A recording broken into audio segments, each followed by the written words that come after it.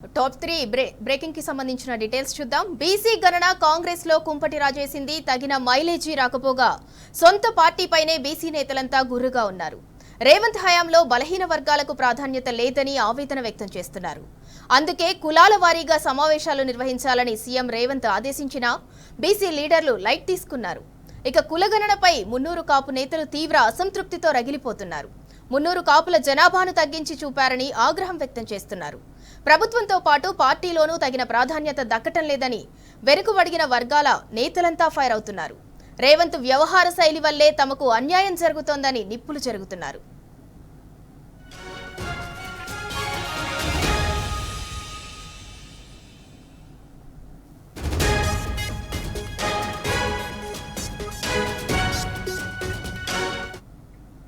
కాంగ్రెస్ లో కులగణన చిచ్చుపై మరింత సమాచారం మా ప్రతినిధి ప్రదీప్ అందిస్తారు. ప్రదీప్, అసలు బీసీ గణన అంశం అనేది కాంగ్రెస్ లో అగ్గి రాజేసింది అనుకోవచ్చా? బీసీ కులగణన సంబంధించి దేశానికి రోల్ మోడల్ గా చూపించాలని కాంగ్రెస్ అధినేత రాహుల్ గాంధీ భావించారు. కులగణన అనేది రాహుల్ గాంధీకి మానస పత్రికగా ఉన్నటువంటి పరిస్థితి. అయితే కులగణన సక్రమంగా జరగలేదు, తప్పుల తడకగా ఉందని ఆ పార్టీలో ఉన్నటువంటి నేతలే తప్పుపట్టినటువంటి పరిస్థితి. మరోవైపు బీసీ సంఘాలు కూడా పెద్ద ఎత్తున విమర్శలు చేయడంతో అటు కాంగ్రెస్ అధిష్టానం ఒక నివేదికలు తెప్పించుకొని ఆ నివేదికల్లో ఇచ్చినటువంటి సారాంశాన్ని బట్టి తిరిగి కాంగ్రెస్ ముఖ్యమంత్రి రేవంత్ రెడ్డిని ఇతర మంత్రులను గట్టిగా మందలించడంతో దిద్దుబాటు చర్యలు అయితే చేపట్టింది. అయితే ఇప్పటికీ బీసీ సంబంధించినటువంటి కమ్యూనిటీ నేతలు, కాంగ్రెస్ నేతలు ఎవరు సాటిస్ఫాక్షన్ గా లేనటువంటి పరిస్థితి. ఫిబ్రవరి 22న ప్రగతి భవన్ లో కాంగ్రెస్ పార్టీ బీసీ నేతలతో సమావేశం ఏర్పాటు చేసి కులగణనకు సంబంధించి పెద్ద ఎత్తున కులాల వారీగా సమావేశాలు నిర్వహించాలని ఆదేశించారు. అయితే అంజన్ కుమార్ యాదవ్ మినహాయిస్తే, యాదవ్ కమ్యూనిటీ సమావేశం మినహాయిస్తే మిగిలిన వారెవరు ఇప్పటి వరకు సమావేశాలు పెట్టిన పరిస్థితి లేదు. అటు కాంగ్రెస్ సీనియర్ నేత వి హనుమంతరావు ఏదైతే మున్నూరు కాపుకు సంబంధించినటువంటి సన్నాహక సమావేశం ఏర్పాటు చేశారు సభకు సంబంధించి, అది కూడా బూమ్రాంగ్ అయినటువంటి పరిస్థితి. ఎందుకంటే కులగణనలో మున్నూరు కాపు కమ్యూనిటీని తక్కువ చేసి చూపించారని ఆ సమావేశానికి వచ్చినటువంటి నేతలంతా తప్పుపట్టారు. దీంతో కొంత బూమ్రాంగ్ అయింది. కాంగ్రెస్ అధిష్టానం వివరణ కూడా కోరినటువంటి పరిస్థితి. మిగిలిన కమ్యూనిటీ నేతలు ఎవరూ ముందుకు రావడం లేదు.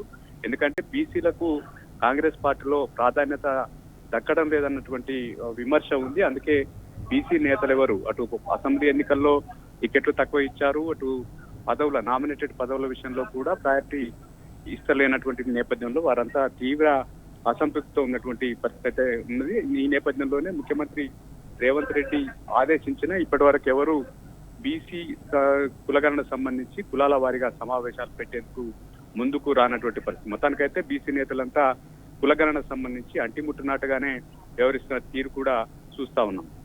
ప్రదీప్, అంటే ఓన్లీ మున్నూరు కాపు నేతలే కాదు, రేవంత్ సర్కార్ తీరుపై వెనుకబడిన వర్గాల నేతలు కూడా అసంతృప్తిగా ఉన్నారు. కేవలం రేవంత్ వ్యవహార శైలి వల్లే తమకు అన్యాయం జరుగుతుందని కూడా ఆగ్రహం వ్యక్తం చేస్తున్నారు. దీనికి సంబంధించిన డీటెయిల్స్ ఏంటి? పార్లమెంట్ ఎన్నికల్లో అయితే ప్రతి పార్లమెంట్ నియోజకవర్గానికి 2 సీట్లు బీసీలకు కేటాయిస్తామని ఆనాడు చెప్పారు. 34 బీసీలకు సీట్లు, అసెంబ్లీ సీట్లు ఇస్తామని చెప్పారు. కేవలం 23 స్థానాలతోనే సరిపెట్టుకునే పరిస్థితి. మరోవైపు నామినేటెడ్ పదవుల విషయంలో ఇటు కార్పొరేషన్ చైర్మన్ల విషయంలో కూడా రెడ్డి సామాజిక వర్గానికి అగ్రతాంబూలం ఇస్తున్నారు. బీసీకి సంబంధించినటువంటి నేతలు ఎవరిని పట్టించుకోవడం లేదన్నటువంటి అసంతృప్తి కూడా ఉంది.